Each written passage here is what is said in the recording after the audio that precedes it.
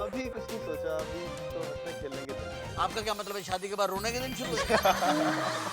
बहुत क्या बात है आपका, क्या बात है। बहुत ज़्यादा। और उस्ताद सलामत अली खान साहब का क्लासिकल सुनती हूँ मैं। के सिंगर जो थी, जो इजिप्शियन सिंगर थी, उनके लिए इतनी बड़ी एग्जीबिशन, उनके इंतकाल को उनको आप दोनों से एक सवाल है मेरा, इस वक्त आप ऐसी जगह पर हैं, हर लड़की सोचती है इसकी शादी कब होगी बंदे की। हाँ, बस ये जो अभी आपके प्रोग्राम के नीचे जो चलेगा ना, वो एक स्ट्रिप चल रही होगी फीडबैक ये वाली। कुछ शादी ऑनलाइन है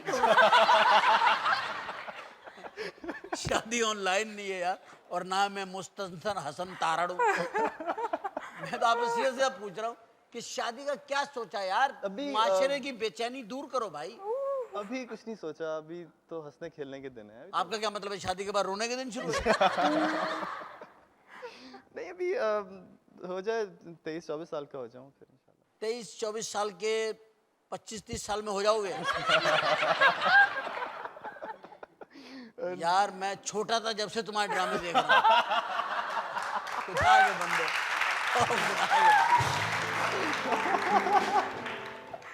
मुझे आज तक याद है तुम्हारा पहला ड्रामा आया, मैंने तुतलाती हुई जबान में अपनी बहन से पूछा ये कौन है। अच्छा मुझे एक बात बताएं, रियली बताएं, सीरियसली बताएं कि कभी लव हुआ आपको सीरियसली? हाँ हाँ, होता रहता है। हैं? होता रहता है। यार तुम तो ऐसे ही तो कोई बुखार की बात नहीं कर रहा हूँ मैं, या जुकाम की बात नहीं हो रही है, कोई फ्लो की बात नहीं हो रही है। नहीं, दोनों के देखें नतीजे एक जैसे ही निकलते हैं, दोनों से मौत भी वाकई हो सकती है, और दोनों को बच्चों की पहुंच से दूर होना चाहिए, और दोनों में जो है आपको सीनियर्स की एडवाइस लेनी चाहिए। और हर सिम्टम सबके, वो दोनों की चीज़ों के एक ही हैं, बुखार के भी और मोहब्बत के भी। मोहब्बत का बुखार चढ़ गया हाँ आपको चढ़ा मोहब्बत का बुखार? हाँ, अभी मैं बता रहा हूँ इसमें कि कंबल कौन सा पहनना पड़ता है?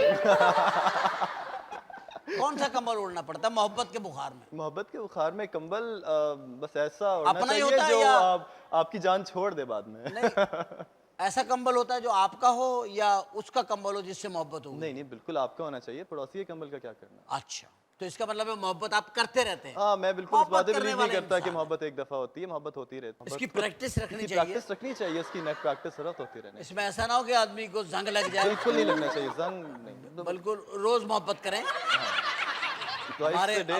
हमारे बड़े बूढ़ों ने फरमाया प्यार करो, फिर पता नहीं क्यों पुलिस पकड़ लेती है, मेरी समझ में नहीं आता। अच्छा अपना अधिका एक बात बताइए, आपकी फेवरेट सिंगर कौन है?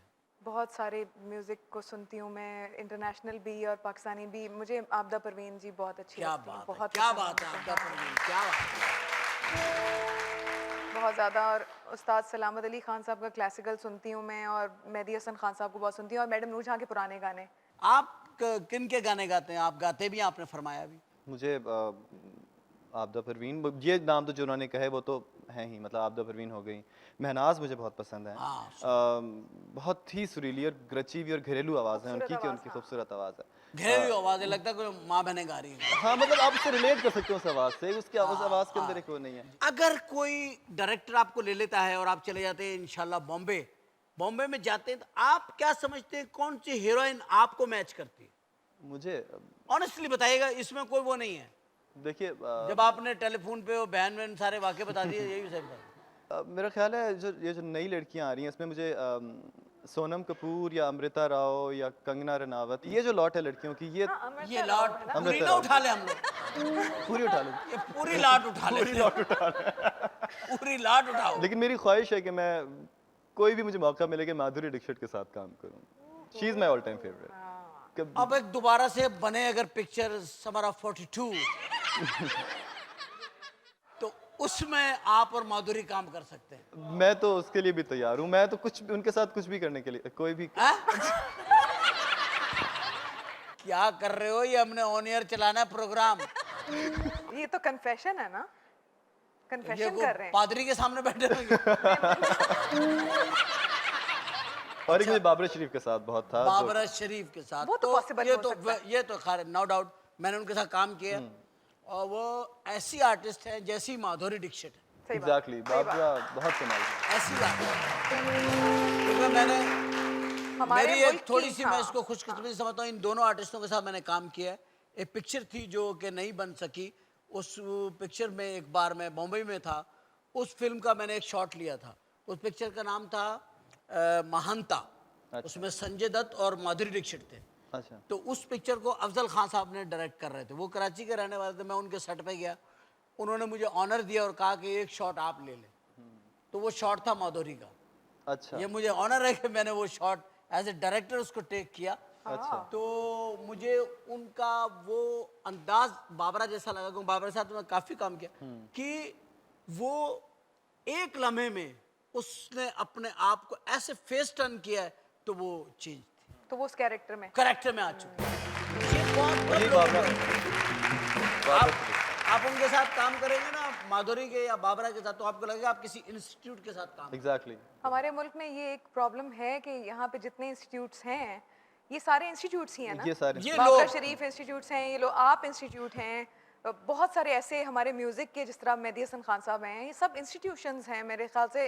ये पूरे क्योंकि इनके कोई एकेडमी है नहीं। हाँ, क्योंकि इंडिया में अगर आप देख लें, मैं म्यूजिक के लिहाज से कहूँगी कि किशोर कुमार, मोहम्मद रफ़ी, क्या लता मंगेशकर, उसके अलावा मुकेश जी, इन सब के 4 से 5 इंस्टीट्यूशंस हैं जिनको वो आज तक फॉलो कर रहे हैं। सोनू निगम, मोस्टली मोहम्मद रफ़ी की, मोहम्मद रफ़ी का बेस ठीक है, किशोर कुमार के भी बहुत सारे उस तरह के आज तक, वो हर कोई किशोर कुमार बनना चाह रहा होता है, हर कोई लता मंगेशकर बनना चाह रही, लेकिन वो ओरिजिनल जो इंस्टीट्यूशंस हैं वो वही 4 वही से 4 5 हैं। 5 हैं। 4-5 हमारे यहाँ एंडलेस हैं, काउंटलेस हैं, उनको आप गिन भी नहीं सकते इतने fingertips लोग के ऊपर। इतने ज्यादा इंस्टीट्यूशंस हैं यहाँ पे जिनके मैंने नाम भी लिए, वेरी नाइस।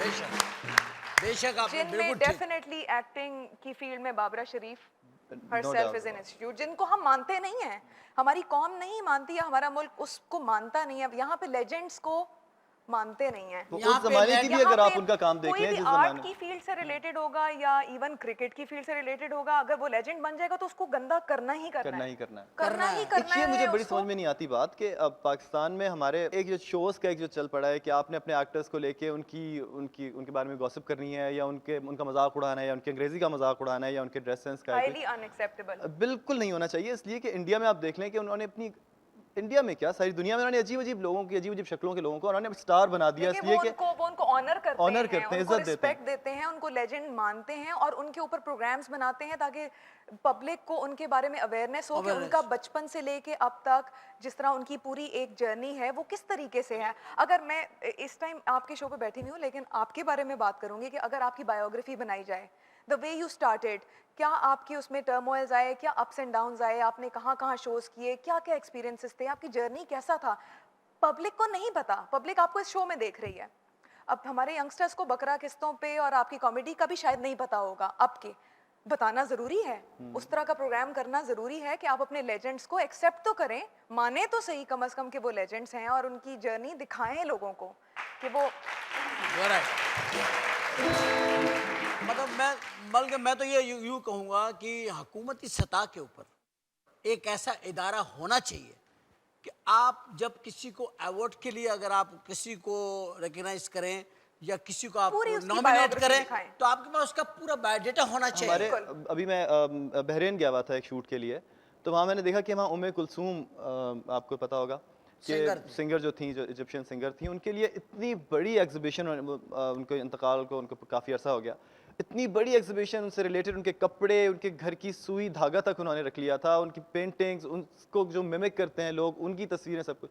और हमारी मैडम नूरजहां का जो इवन घर था उसको भी वहाँ वो एक प्लाजा बन गया। हालांकि गवर्नमेंट को चाहिए था कि उस जगह पे कोई म्यूजियम बना देता, बना दिया जाना चाहिए था देखिए, जहाँ उस्ताद उनके सलामत अली खान साहब जो जिनके कैलिबर का शाम 84 घराने में कोई पैदा नहीं हो कोई सकता नहीं, इंडो हाँ, पाकिस्तान में। definitely। जिस हालत में उनकी डेथ हुई, जो हालात से उनकी शायद फैमिली गुजर रही है, या जिस हालात में उनकी डेथ हुई, यानी कि बिल्कुल हैंड टू माउथ, उस तरह का आर्टिस्ट अगर इंडिया में चला जाए तो वो कहाँ से कहाँ होगा। ये बात सिर्फ इंडिया पाकिस्तान की नहीं है, ये बात है आप किसी आर्टिस्ट को क्या वैल्यू देते हैं, और फिर आप उसको उसके किस बाद तरह एक्नॉलेज करते हैं। वो एक्नॉलेजमेंट की लोग जो कमी है कहते हैं कि यहाँ आप पे। इंडिया जाने का आपको शौक है या क्या, ऐसा कुछ नहीं है, किसी को शौक नहीं होता, लेकिन इज्जत हर हर एक को चाहिए इंसान होती है। चाहता है। चाहता है और उसका हक है।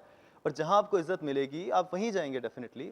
मुझे या हदीका को या आपको कहीं भी अमेरिका या भूटान या बांग्लादेश या इंडिया जाने का कुछ नहीं, लेकिन इज्जत की खातिर ही मेरा ख्याल है हम सब काम कर रहे और हैं। At the end of the day we are proud to be Pakistani, And we are proud to be और Pakistanis, हम definitely. पाकिस्तान को हर जगह पे चाहते हैं, Represent कर बल्कि रहे हम होते हैं। इतने बायस्ड और इतने उस तरह के इमोशनल भी हो जाते हैं अगर कोई पाकिस्तान के खिलाफ इस तरह की कोई बात करे बाहर के मुल्क में या कहीं के, हम मैं सॉफ्ट तो इमेज कई देने की कोशिश करते हैं। 2 मुल्कों में तो मैं बैन हुआ बाकायदा, देखिए बहुत ना, ज्यादा पाकिस्तानी होने की वजह से। लेकिन इस मुल्क में थोड़ा सा आर्ट और कल्चर के लिहाज से पब्लिक को अवेयरनेस देना बहुत जरूरी है कि जो लेजेंड्स बने हैं उनको एक्नॉलेज करें और उनकी जर्नी दिखाएं कि वो ओवरनाइट वन टाइम हिट नहीं है, नहीं है, एक गाने से हिट नहीं हुए, जो उनको 30-35 दिखाएं। 35 साल से काम कर रहे हैं और इन है मार्केट में, कंसिस्टेंसी के साथ जिनकी चल दौड़ रहा है, है वाह। इस पूरी फील्ड के अंदर, सही है। उनकी एक्नॉलेजमेंट जरूरी बहुत है। खूबसूरत बात की अधिका आपने, बहुत प्यारी बात।